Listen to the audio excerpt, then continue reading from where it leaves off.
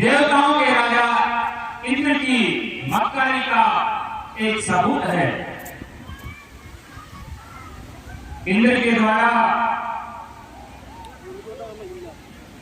गौतम ऋषि की पत्नी अहिल्या उन पर इंद्र मोहित हो जाते हैं और उनके आश्रम में पहुंच जाते हैं। उसी समय गौतम ऋषि इंद्र की मनोभावनाओं को पहचान जाते हैं और उसी समय उनको श्राप देते हैं कि ये रमणीक स्थान निर्जन बन जाए और अपनी पत्नी के लिए कहा कि तुम सिरा रूप धारण करो और जब भगवान श्री राम यहाँ पर आएंगे उनके चरण रज की धूल जब आपको प्राप्त होगी तभी तुम्हारा उद्धार होगा। इस प्रकार से आगे बढ़ते हुए गंगा के पास पहुंचते हैं। गंगा भगवान श्री राम के वंशजों के द्वारा लाई गई। वहां पर पूजा अर्चना पंडों को दक्षिणा इत्यादि देकर के आगे जनकपुरी की तरफ बढ़ते हैं। जनकपुरी में जैसे ही जाते हैं वहां पर राजा जनक के पास समाचार पहुंचता है कि आपके राज्य के अंदर विश्वामित्र जी पधार चुके हैं। तो स्वयं राजा जनक उनके आतिथ्य सत्कार को करने के लिए वाटिका में पहुंचते हैं और वहां पर उनके साथ सुंदर राम और लक्ष्मण को देख करके उनका मन भी एकदम विचलित हो जाता है, मंत्रमुग्ध हो जाता है और अपने आप में विचार करते हैं कि ये तो कोई साधारण मानव नहीं है। इन सब बातों का देखते हुए राजा जनक ने अपने राज्य की एक सुंदर वाटिका के अंदर उनकी रहने की व्यवस्था की और उसी समय भ्राता लक्ष्मण जनकपुरी देखने की इच्छा जागृत करते हैं। जनकपुरी देखते हैं और संध्या वंदन के लिए प्रभात काल के लिए पूजा अर्चना करने हेतु पुष्प वाटिका से पुष्प देने जाते हैं। वहां पर सीता भी गौरी पूजन के लिए आती है और दोनों के नेत्र वहां पर मिलते हैं, एक दूसरे को देख करके मंत्रमुग्ध हो जाते हैं। सीता गौरी का पूजन करती है, आशीर्वाद प्राप्त करती है। इसी के साथ आगे स्वयंवर का समय हो जाता है। लंका से रावण और बाणासुर भी इस स्वयंवर के अंदर पहुंचते हैं। देश देशांतर के राजा स्वयंवर में शरीक होने के लिए पहुंचते हैं। इस स्वयंवर की शर्त ऐसी थी कि जो भी राजा, जो भी योद्धा शंकर भगवान के धनुष की प्रत्यंचा को चढ़ाएगा उसी के साथ सीता का विवाह होगा। इस शर्त को जो पूरा करेगा उसी के साथ विवाह होगा। तो इस स्वयंवर के अंदर रावण, बाणासुर और देश देशांतर के बड़े बड़े योद्धा पहुंचते हैं। सभी धनुष उठाने में हार जाते हैं। अंत में जनक भी इस दृश्य को देख करके दुखी होते हैं कि ऐसा प्रतीत होता है कि मेरी पुत्री सीता जीवन भर कमाई ही रहेगी। और उन्होंने अपनी जिज्ञा से एक शब्द कह दिया कि मैंने ये आभास हो गया है कि पृथ्वी वीरों से खाली है। इस शब्द को सुनकर के लक्ष्मण जी क्रोधित होते हैं और इस प्रकार से सीता स्वयं की लीला आप सभी के बीच में इसी मंच से दिखाई जाएगी। बोलिए प्रेम से श्री रामचंद्र की जय।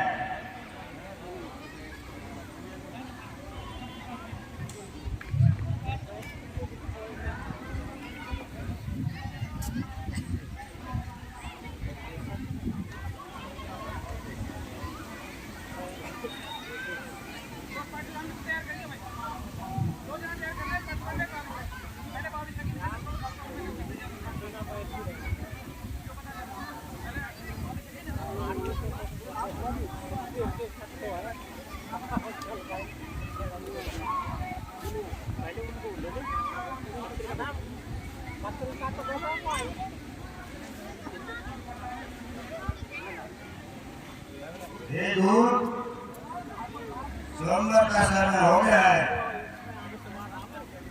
देश देशांतर के अंदर स्वयंवर की पत्रिका भिजवा दो और ये पत्रिका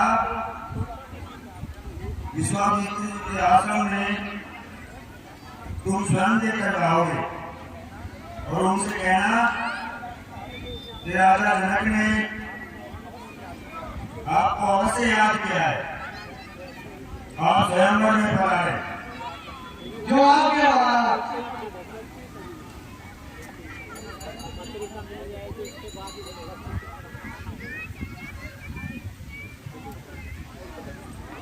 हरे हरे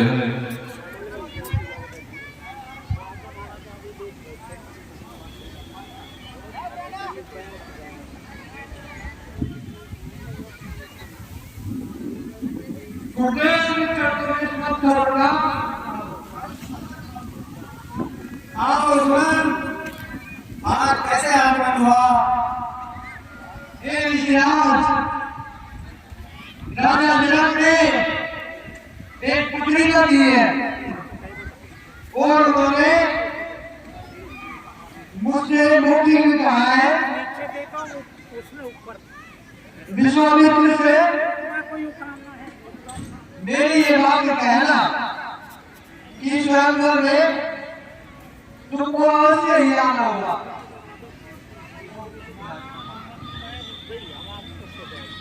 बहुत अच्छा सुमन, हम समय से पूर्व ही जनकपुरी में आने का श्रवण करेंगे।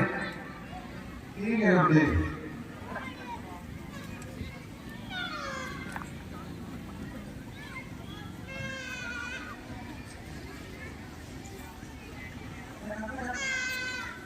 हे श्री रामलाल जी, हे लक्ष्मण जी, आपने देखा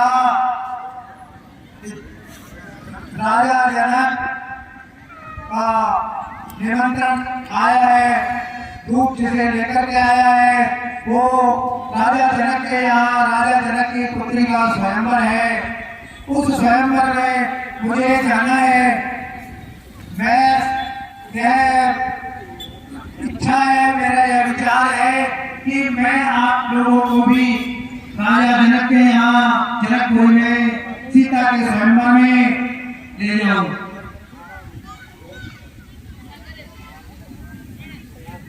बहुत अच्छा गुरुदेव, जैसा आप कहेंगे हम वैसा ही करेंगे।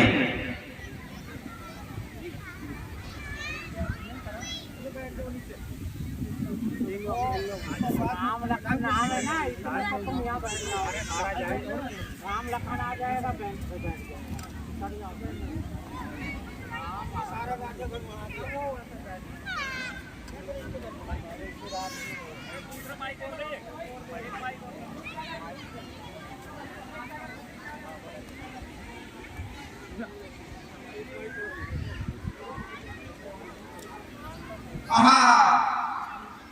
बड़ा ही विचित्र स्थान है। हे गुरुदेव, दूर दूर तक न तो कोई पशु पक्षी दिखाई दे रहे हैं, नहीं दूर दूर तक कोई पेड़ पौधे दिखाई दे रहे हैं। हे गुरुदेव, इस निर्जन वन में यह विशाल एक शिला पत्थर, गुरुदेव इसका क्या भेद है मुझे बताइए।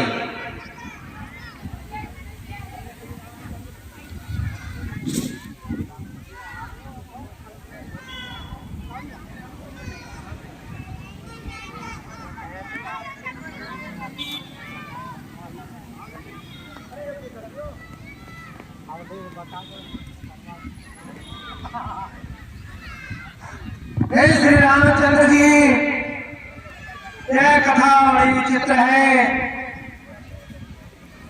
यह निर्जन स्थान जिसे आप देख रहे हैं, ये कभी बहुत विशाल, बहुत ही सघन उपवन था और यहाँ पर मुनीश्वर श्री कपिल देव जी का आश्रम था। एक बहुत पुरानी कथा है जिसके अनुसार यह स्थान कितना निर्जल हो गया कि इसमें पशु पक्षी मनुष्य या कोई भी आने से डरता है। इसमें कोई भी प्रवेश करने की किसी की इच्छा नहीं रहती है। उसका कारण यह स्थान कपिल देव के द्वारा स्थापित हो गया। गौतम ऋषि के श्राप के कारण बहुत ही निर्जल हो गया।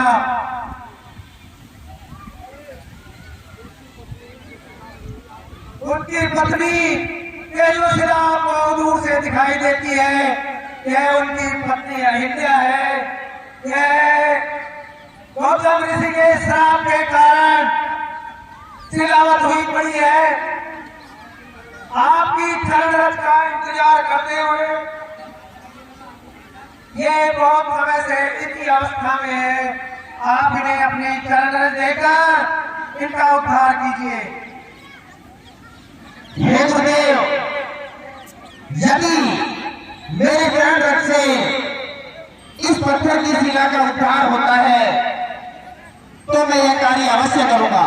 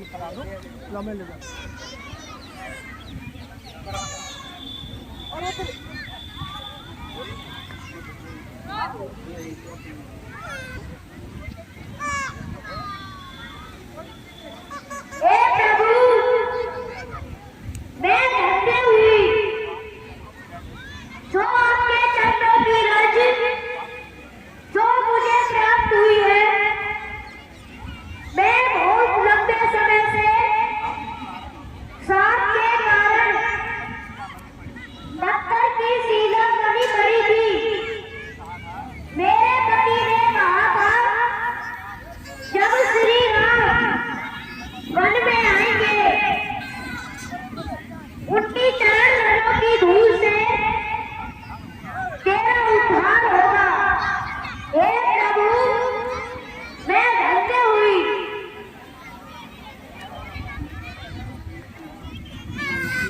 हे माते,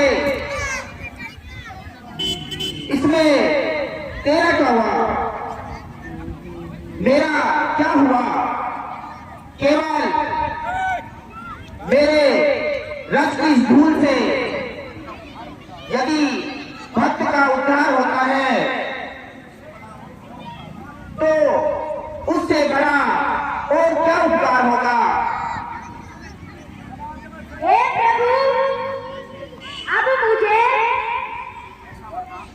ऐसा वरदान दो जिससे कि मैं आपकी गुणगान करती रहूं। हे माते, जाओ, तुम वैकुंठ को प्राप्त होगे। हे प्रभु, मैं धन्य हुई।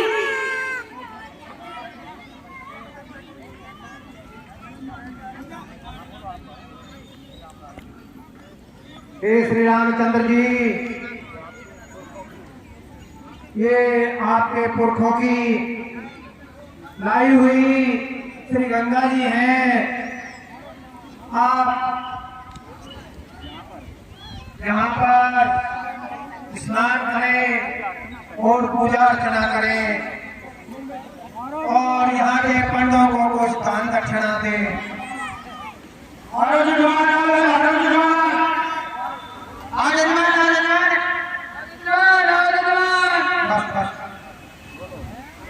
हे भाई, तुम कौन हो और आपस में क्यों झगड़ रहे हो?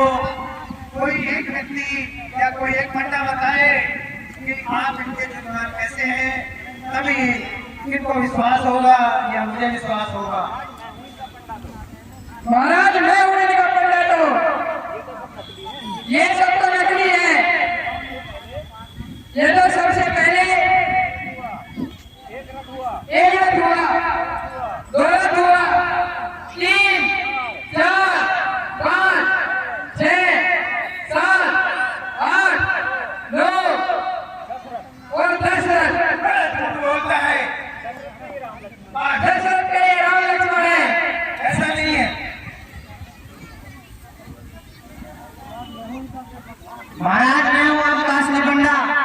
वो कैसे भला? महाराज, बहुत सारे राजा हुए, उनमें से एक दशरथ भी हुए। दशरथ वहां चला करे हो तो उन्हीं के वंश में है ये।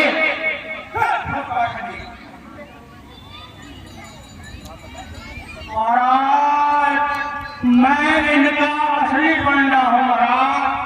मेरे पास इनके पूरे वंश की वंशावली है। वो भला कैसे? तो महाराज,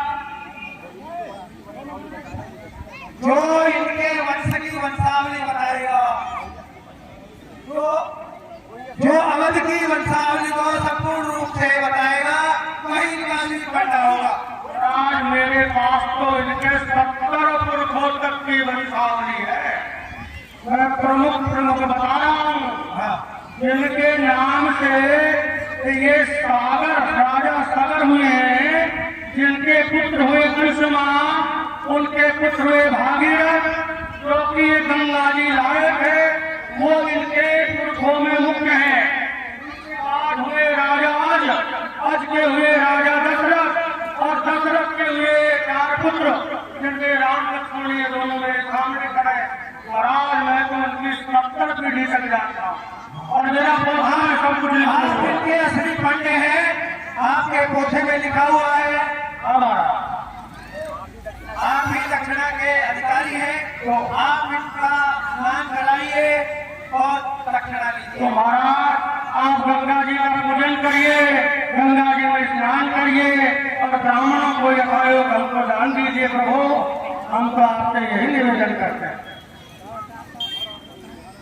हर हर गंगे, हर हर गंगे, हर हर गंगे।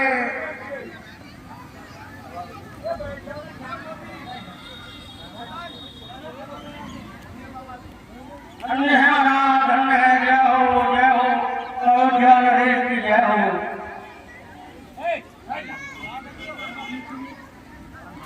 हे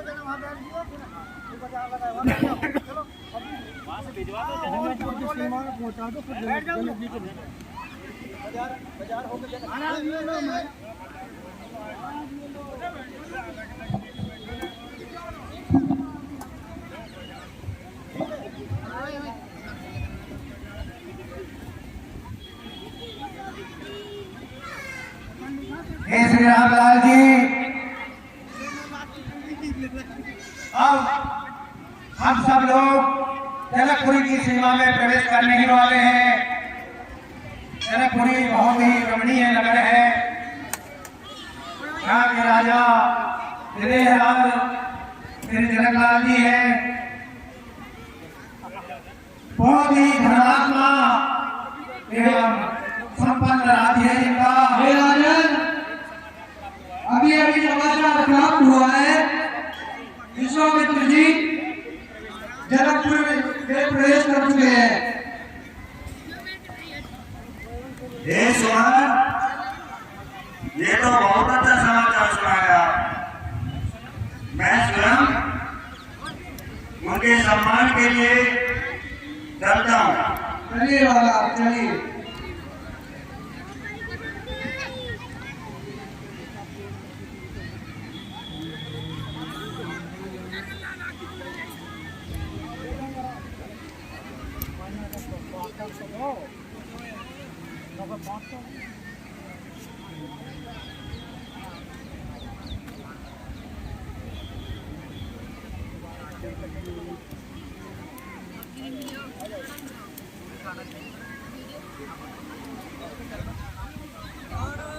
गुरुदेव के चरणों में प्रणाम स्वीकार हो। आयुष्मान भव राजन, आयुष्मान भव।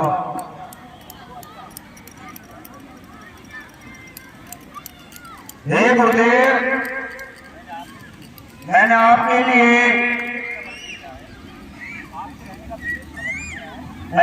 रहने का विशेष प्रबंध किया है। आप कुछ समय यहाँ पर विश्राम करें। लेकिन मैं क्या देख रहा हूँ, आपके साथ ये मनमोहक, जिनको देखने के लिए मेरा मन आतुर हो रहा है, उनके विषय में आप जरूर बताएं।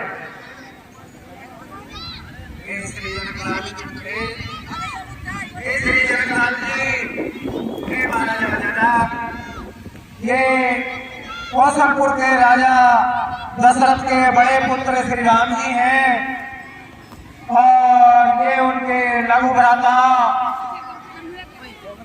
जिनका नाम लखनलाल जी है। ये दोनों राजा दशरथ के पुत्र हैं। मैं इनको अपने आश्रम से यहाँ ले आया। ये दोनों मेरे यज्ञ की रखवाली के लिए मैं राजा दशरथ से इनको मांग कर लाया था। इन्होंने मेरे यज्ञ की संपूर्ण रूप से, उत्तरदायित्वपूर्ण रूप से बहुत ही सुरक्षा की है एवं मेरा यज्ञ संपन्न कराया। मेरा यज्ञ अभी परसों ही संपन्न हुआ है। कल ही आपकी पत्रिका पहुंच गई थी। मैं इनको लेकर आपके नगर में आया हूँ। जाना है पुत्र रतन के, है नाम राम लक्ष्मण इनका। ये बड़ी बुरी उत्साही है, इस विधि से वर्णन हो इनका। निर्विघ्न कराया यज्ञ कार्य, निश्चय समो संग्रह है। गौतम नहीं अहिल्या का, पदरज से थाप निवारा है। अब धनुष महोत्सव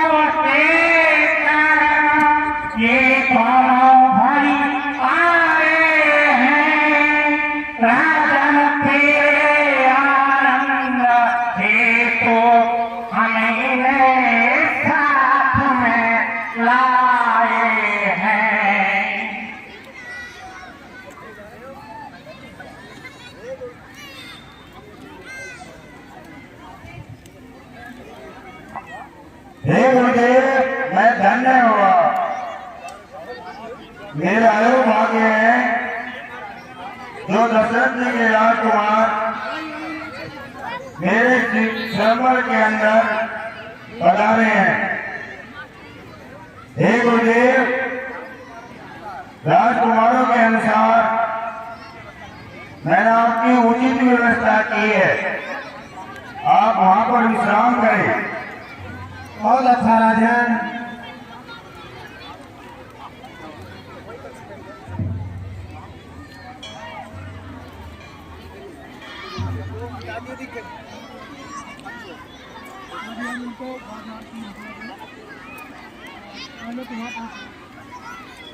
अरे हो ये लो कपड़ों लो कपड़ों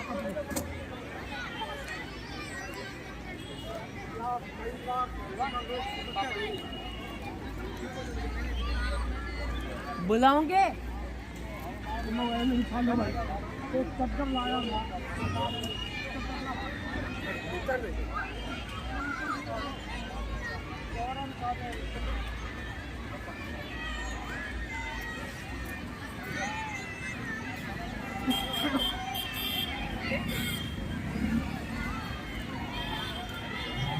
हम ज़्यादा ना दिखाई देगा, कहीं अगर दिखाई देगा तो इधर उधर कर दिया करना पड़ेगा। हे गुरुदेव, जनकपुरी तो वास्तव में बहुत सुंदर है। लक्ष्मण जी जनकपुरी देखना चाहते हैं, संकोचवश वो आपसे नहीं कह पा रहे हैं। हे गुरुदेव, यदि आपकी आज्ञा हो मैं उन्हें जनकपुरी दिखा लाता हूँ। हे श्री रामचंद्र जी, मैं आपकी बातों को समझ रहा हूँ। आप निसंकोच जनकपुरी का भ्रमण कर सकते हैं। जो आज्ञा गुरुदेव। आप हाट बाजार उपवन सब श्री लक्ष्मण जी को दिखा लाइए।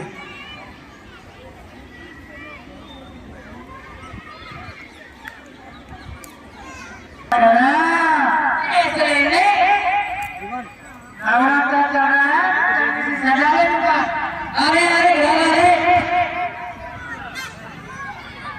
हमें पता भी है ना, बताओ बना रहा है।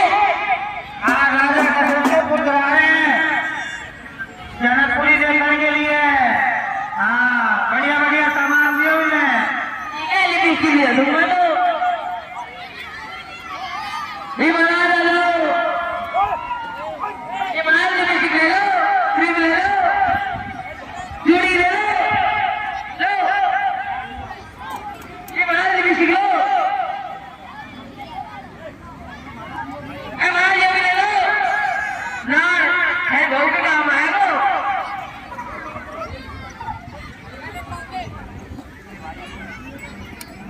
हे भाइयों,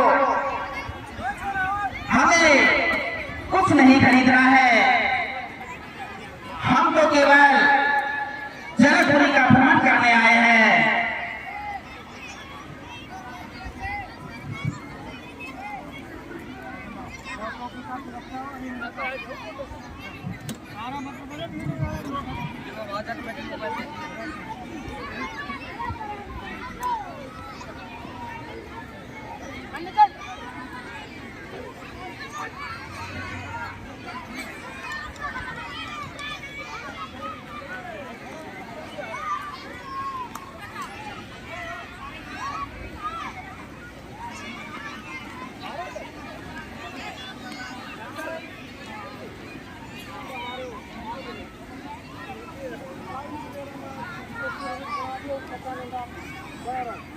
बनारस में बना हुआ है।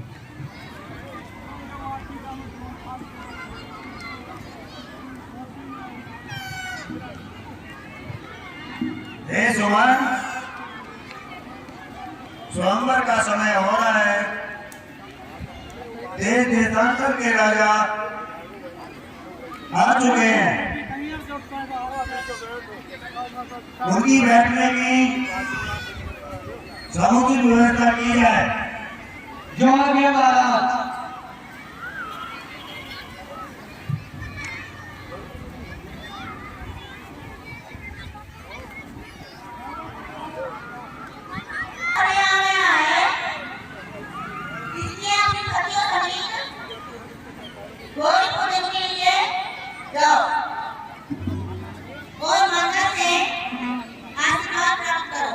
जो आज्ञा माता श्री पिताश्री के चरणों में सीता का प्रणाम स्वीकार, माता श्री के चरणों में सीता का प्रणाम स्वीकार।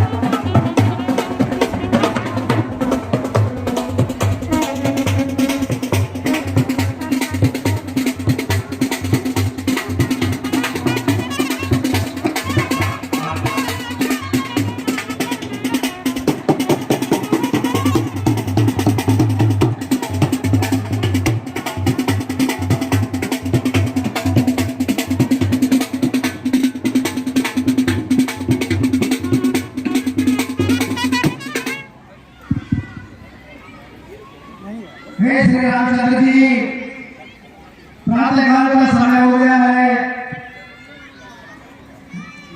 इस वर्णा करने के लिए आप पुष्प वाटिका से फूल ले आओ और साथ में श्री लक्ष्मण लाल जी को भी ले जाओ।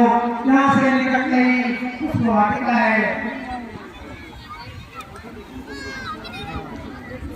जोहार का गुरुदेव।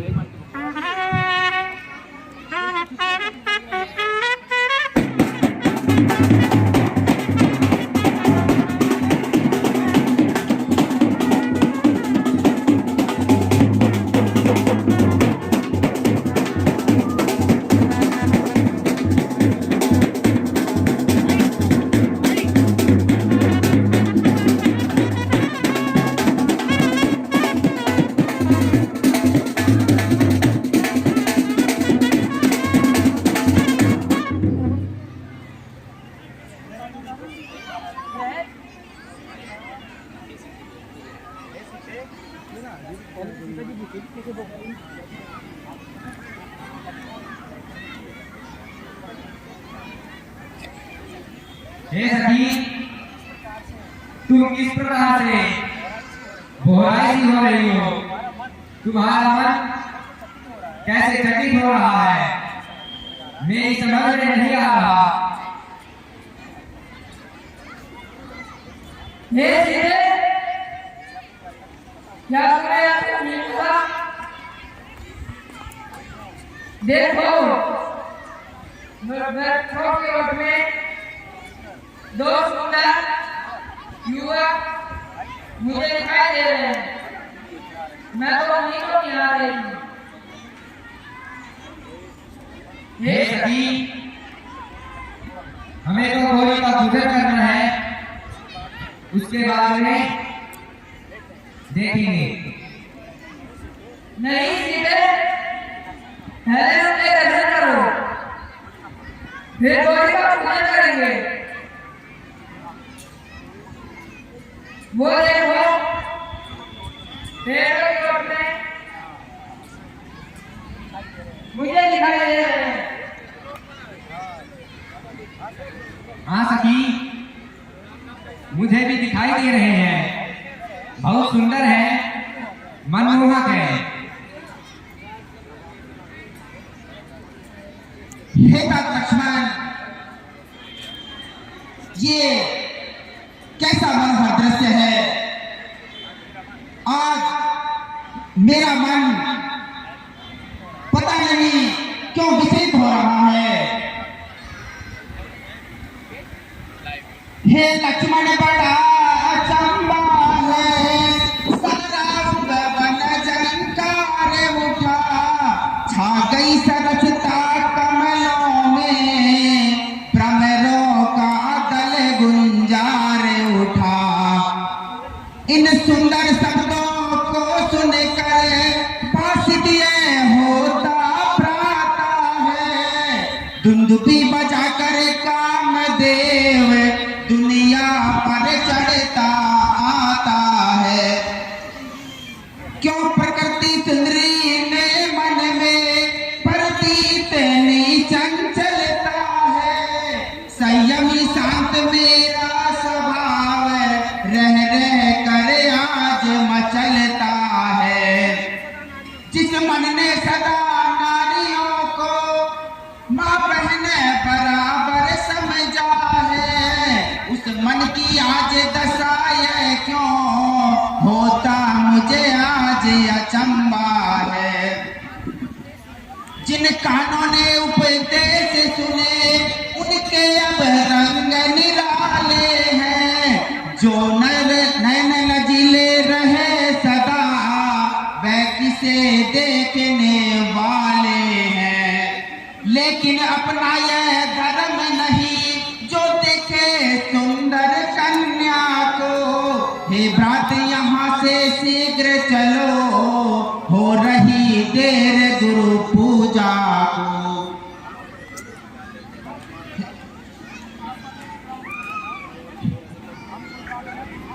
हे भ्राता, आप जैसा कह रहे हैं ठीक कह रहे हैं, लेकिन आपके मन में जो भावना है शंकर भगवान उसको अवश्य पूरा करेंगे। लेकिन हे भ्राता,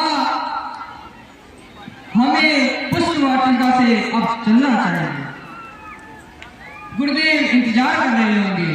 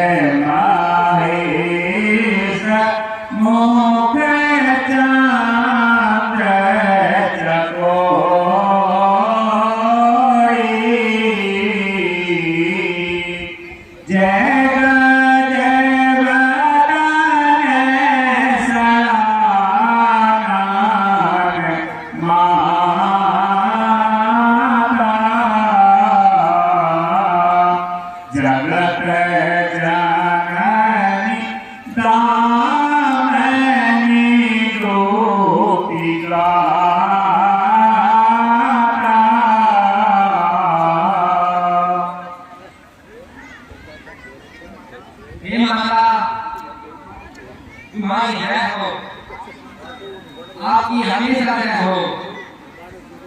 हे माते, मुझे आशीर्वाद दो, मेरी मनोकामना पूर्ण हो।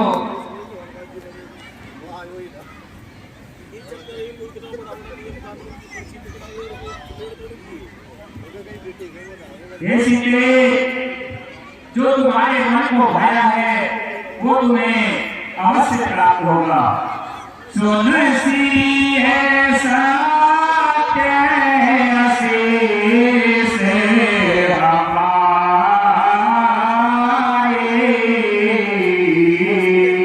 पूजहि मन कामना तुम्हारी।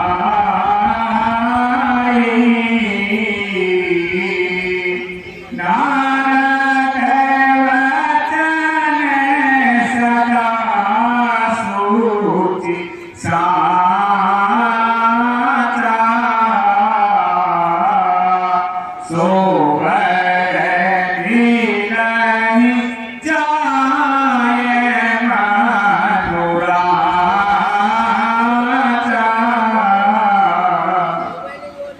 हे सीता, तुम्हारी सच्ची आशीष सुनो, तुम्हारी मनोकामना पूर्ण होगी और नारद जी का वचन सदैव पवित्र और सत्य है।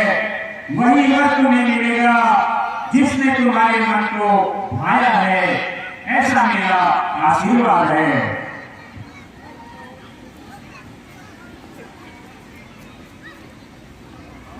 माता, अपनी कृपा मुझ पर बनाए रखना। आपका आशीर्वाद, आपका हाथ मुझ पर बना रहे, ऐसी ही मेरी मनोकामना है।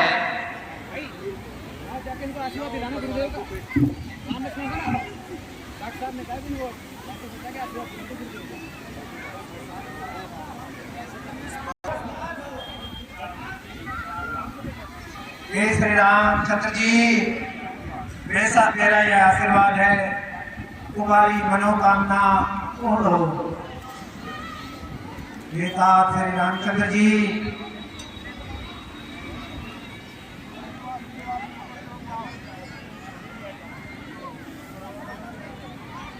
हर जगदम्बा का आशीर्वाद मिला सीता जी को और राम लक्ष्मण को आशीर्वाद मिला उनके गुरु विश्वामित्र को।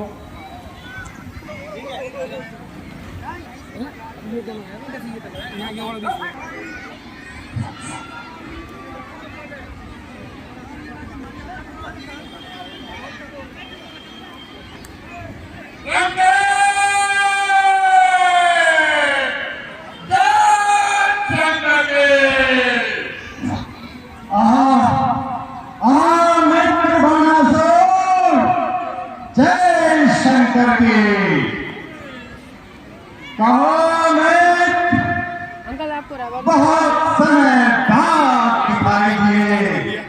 बाणासुर आओ आओ, बहुत दिनों में मिले हो, तब एक मित्र के गले लगो।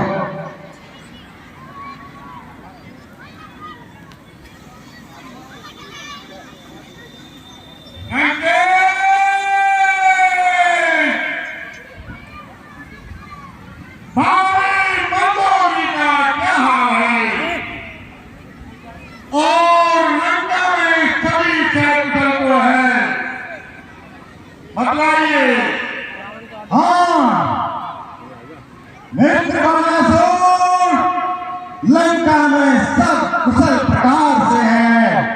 तुम्हारी भाभी मंदोदरी आराम से महलों में विश्राम करती है। भ्राता कुंभकर्ण, पुत्र इंद्रजीत और तमाम राक्षस सेनाएं सब कुशल प्रकार से है। तुम कहो मित्र बाणासुर, तुम्हारे क्या हाल चाल है?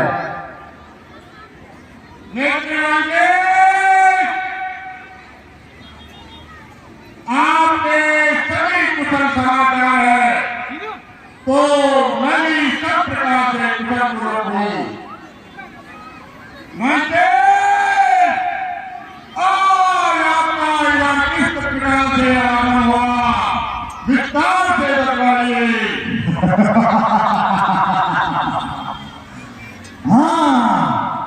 बाणासुर, तुम्हें याद नहीं, मिथिला नरेश विजयराज जनक के यहाँ उनकी पुत्री का स्वयं आए।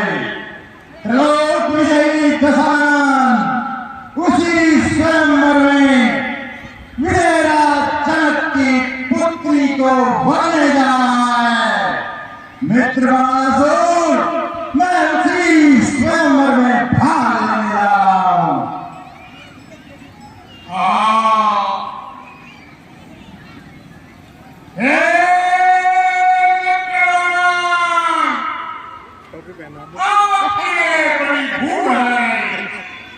ये स्वयंवर में आप जा रहे हो,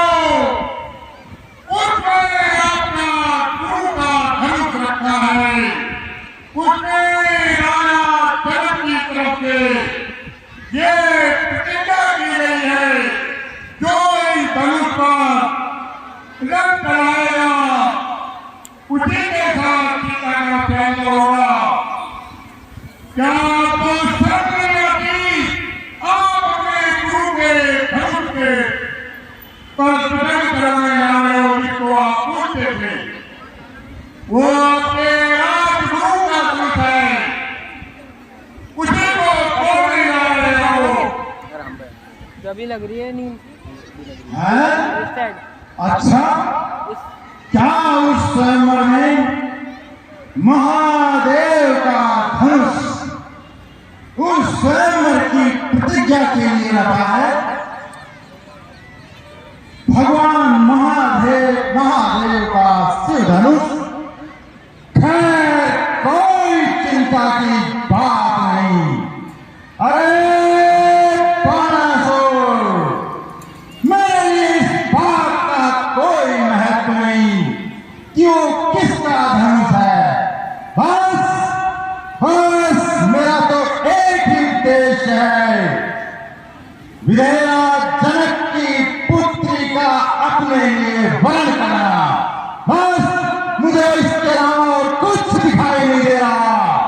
मैं जाऊंगा और जो भी धनुष वहां स्वयंवर की प्रतिज्ञा के लिए रखा हुआ है, उसकी प्रतिज्ञा चढ़ाकर विधेयराज की पुत्री का वरण करूंगा।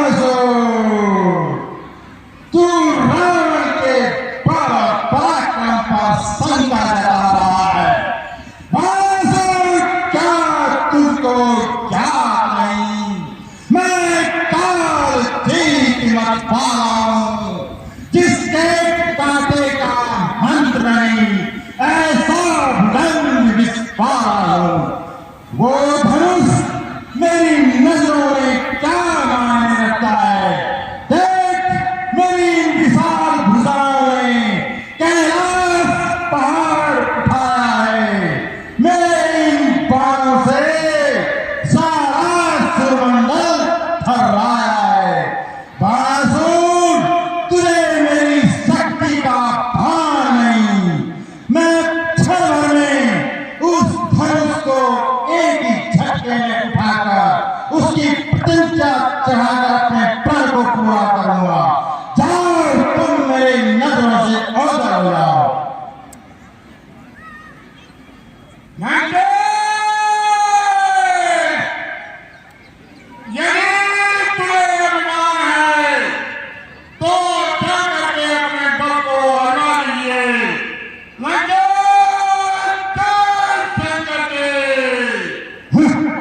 जय शंकर जी।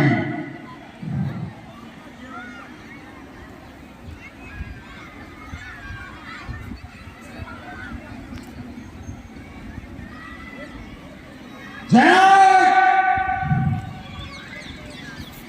तूने क्रोध की गई कथान को स्वयंवर में आमंत्रित न कर बड़े भूल की है। विधेयराज,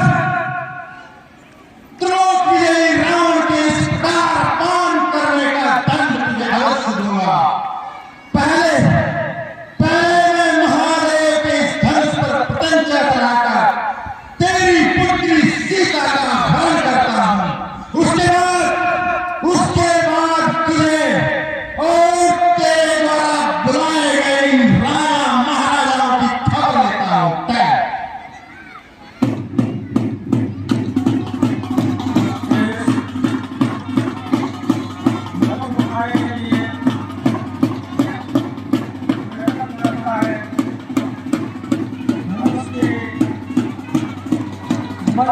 चढ़ने जाता है और धनुष को उठाने लगता है।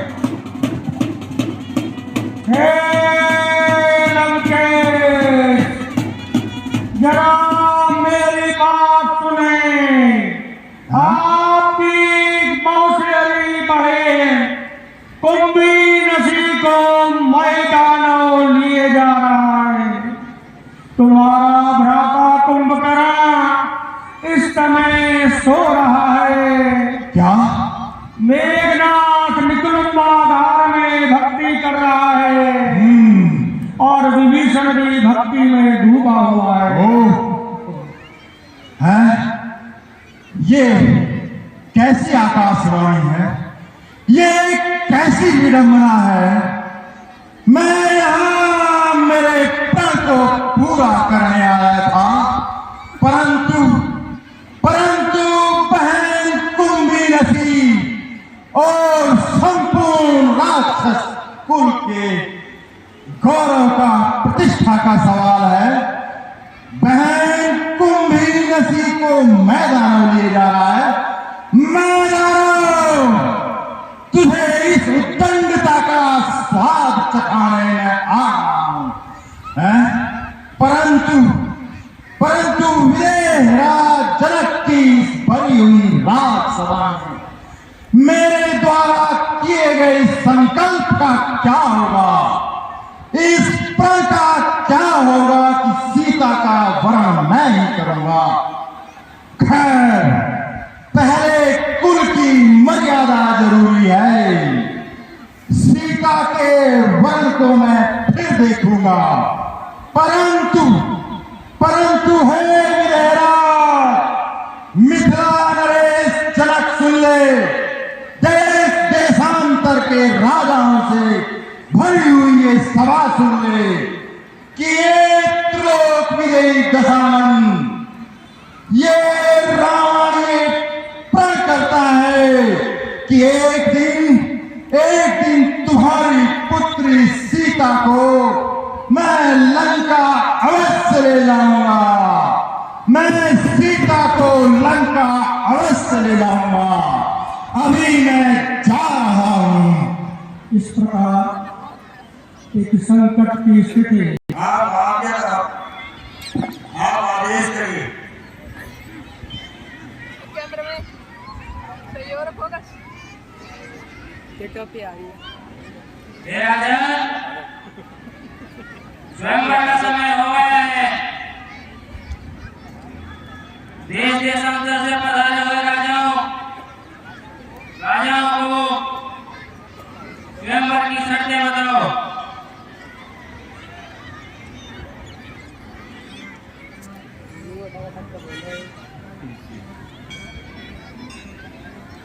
हे बंदीजनों, इससे पहले कि स्वयंवर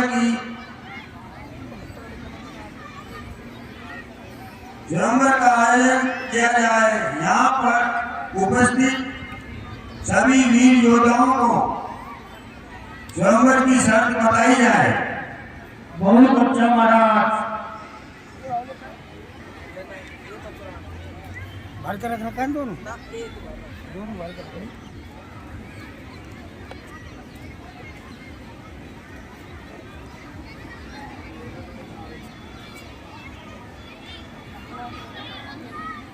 देश देशांतर से आए हुए राजागणों, राजा जनक की ये प्रतिज्ञा मैं भुजा उठा करके घोषित कर रहा हूं कि जो भी योद्धा इस शंकर भगवान के धनुष पर प्रत्यंचा चढ़ाएगा या इसको तोड़ेगा, राजा जनक उसी के साथ अपनी पुत्री का विवाह करेंगे। इसलिए हे देश देशांतर से आए हुए राजागणों, अपने अपने बल और पराक्रम का प्रदर्शन करो।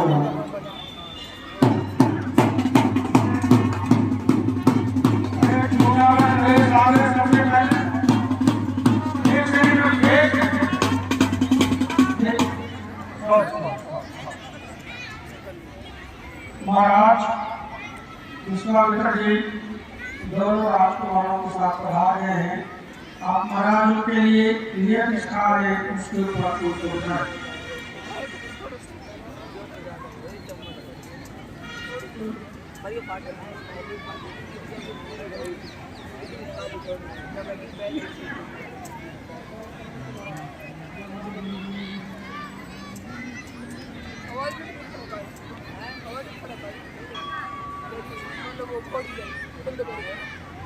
गिराजी महाराज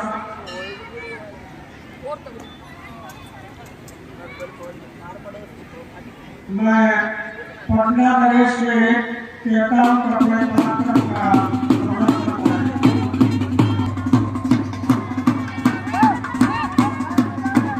और महाराज आप एक बात से नहीं है। अरे भाई एक का नहीं होता, पढ़ाई मिलकर के एक साथ ये कहाँ के होता है, इकट्ठे हो गए, इससे तो हिल ही नहीं रहा है।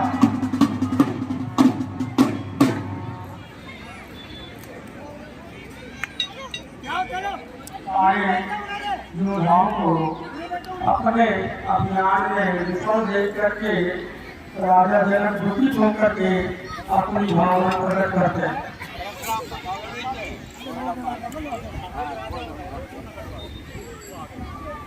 आप जो मेरे साथ भी अपना पराक्रम निकालो।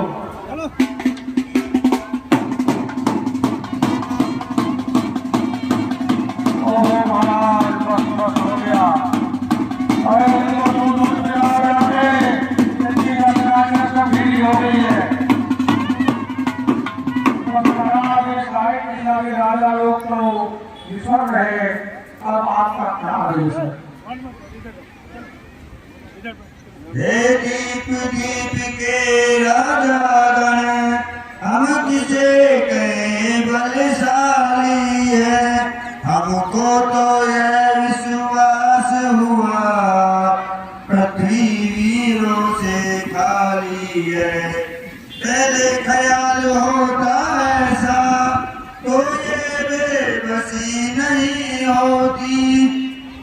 हम करते नहीं प्रतिज्ञाएं तो ऐसी हंसी नहीं होती।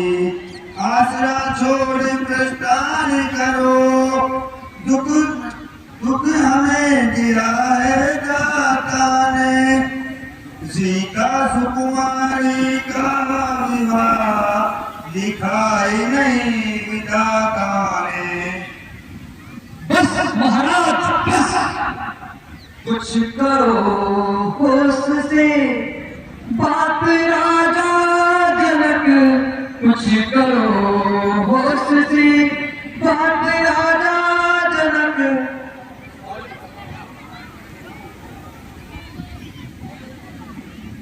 कुछ करो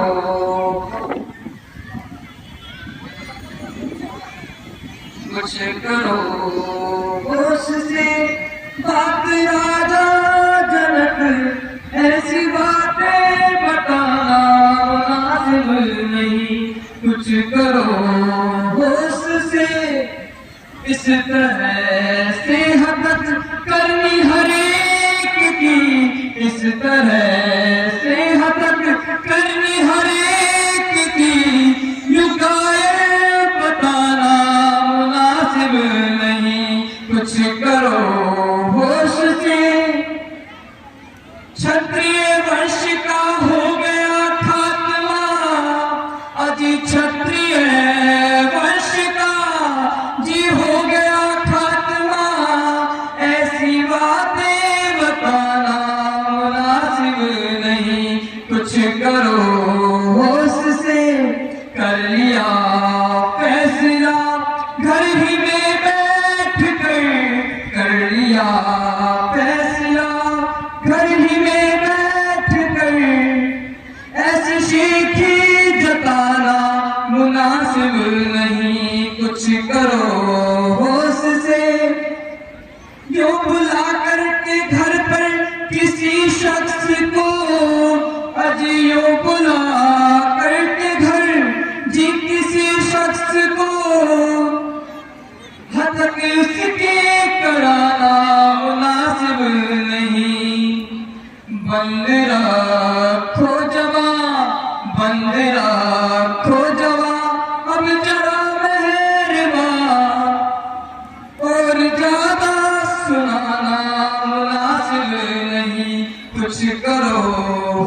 से बस महाराज बस। इतनी लज्जा और इतनी अनुचित बात कहते हुए आपने यह नहीं देखा कि यहाँ पर सूर्यवंशी रघुनंदन श्री राम भी बैठे हैं, और जहाँ जिस सभा में रघुवंशियों में से यदि एक भी वीर बैठा हो तो वहाँ ऐसी कार्य की बात करना कतई मुनासिब नहीं है। सच्चे योद्धा सच्चे क्षत्रिय अपमान नहीं सह सकते हैं, जिनको सुनने की ताव नहीं वे चुप कैसे रह सकते हैं। रघुवंशी वीरों के होते अनुचित वाणी कह डाली है, यह सब वज्र से लड़ते हैं, पृथ्वी वीरों को खाली है। मैं दृढ़ता पूर्वक कहता हूँ, मैं दृढ़ता पूर्वक कहता हूँ, है बलवानों की पृथ्वी है, जिस दिन बलवान नहीं होंगे उस रोज न होगी पृथ्वी है। महाराज मेरा स्वभाव ही ऐसा है, अपमान न मुझे गवा रहा है कृपा गुरु के चरणों की, बल और प्रताप तुम्हारा है। आधे अभिमान त्याग कर कहता हूँ, आदेश तुम्हारा पाऊं मैं, तो धर्म की है क्या विचार, सारा ब्रह्मांड उठाऊं मैं। फिर कच्चे घड़े की नहीं दम भर में फाड़ डालूं, क्या गाजर मूली की नहीं चिटकी में तोड़ डालूं। चल को थल थल को चल कर दूं, चल को थल थल को चल कर दूं, क्या रंग उतार कर टारों को सुनने की नाई पीस डालूं, पत्थर को और पहाड़ों को। फिर धनुष पुराना घिसा बटा, अरे ये धनुष पुराना घिसा बेटा, फिर कासा किस गिनती में है, सैकड़ों कोस तक ले दौड़ूं, इतना तो बल उंगली में है। वेदांत लक्ष्मण आप धैर्य धारण करिए और अपना स्थान ग्रहण करें। क्रोध मनुष्य का सबसे बड़ा अवगुण होता है, इसलिए श्री लखनलाल जी आप शांत होइए।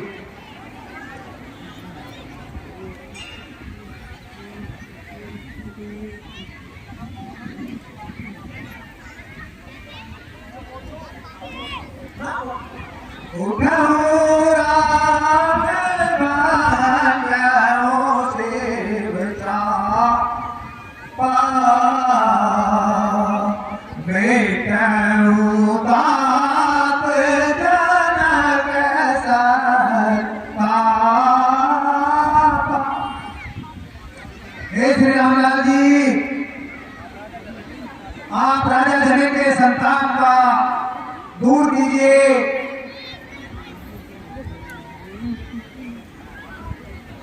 और इस धनुष के प्रत्यंचा चढ़ाइए। जो आज्ञा गुरुदेव।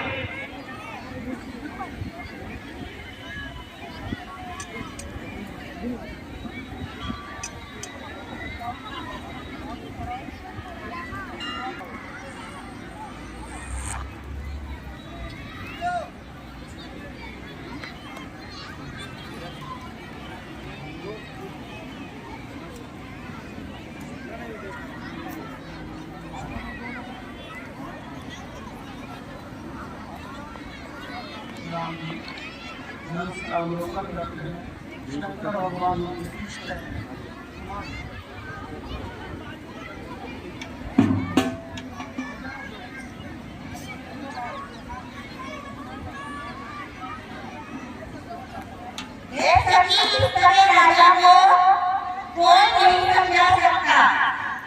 ये नन्हा का बालक क्या धनुष तोड़ेगा? अब तक हद हो चुकी है, अब क्यों हंसी कराते हो? तो यो रावण के बालक योद्धा धनुष नहीं उठा सके तो ये बालक क्या उठाएगा? इसलिए हे राजन, और क्यों हंसी करा रहे हो?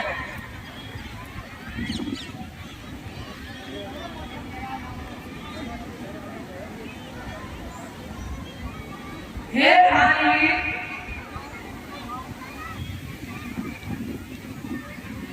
उनको एक छोटा बालक न समझिए, ये बहुत शुक्री है। कांटा जैसे दुर्गा को मार रहे हैं। यूरिया का उद्यम है। आप चिंता मत करो, ये अवश्य धनुष को तोड़ेंगे।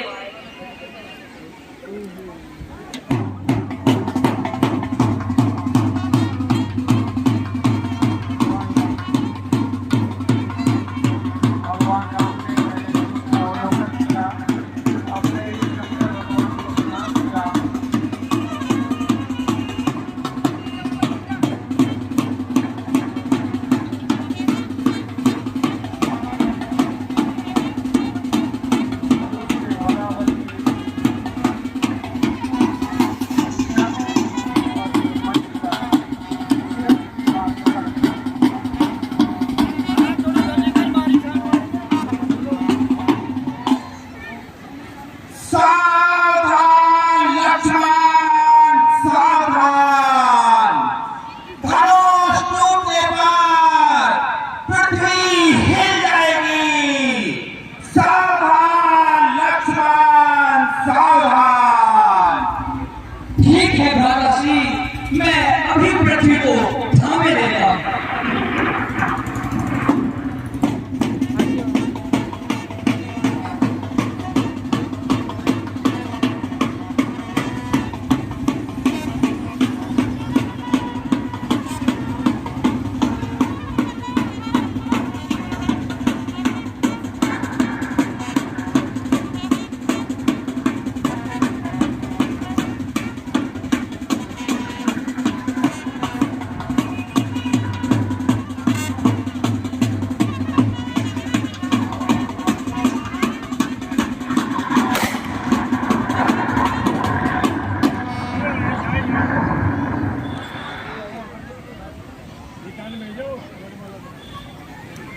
धनुष टूट गया।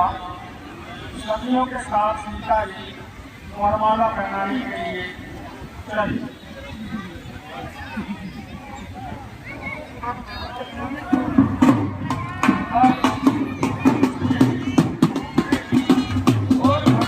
Hãy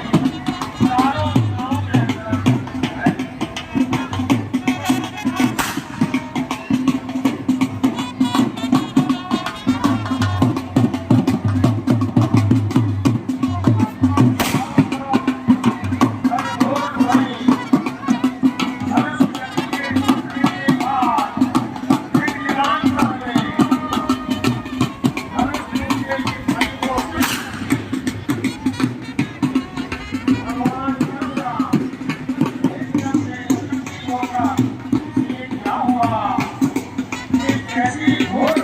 kênh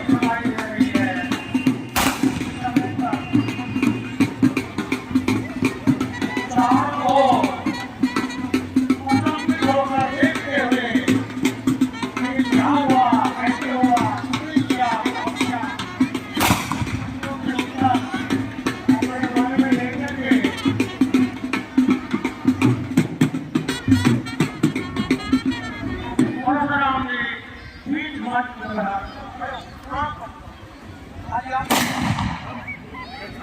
để không bỏ lỡ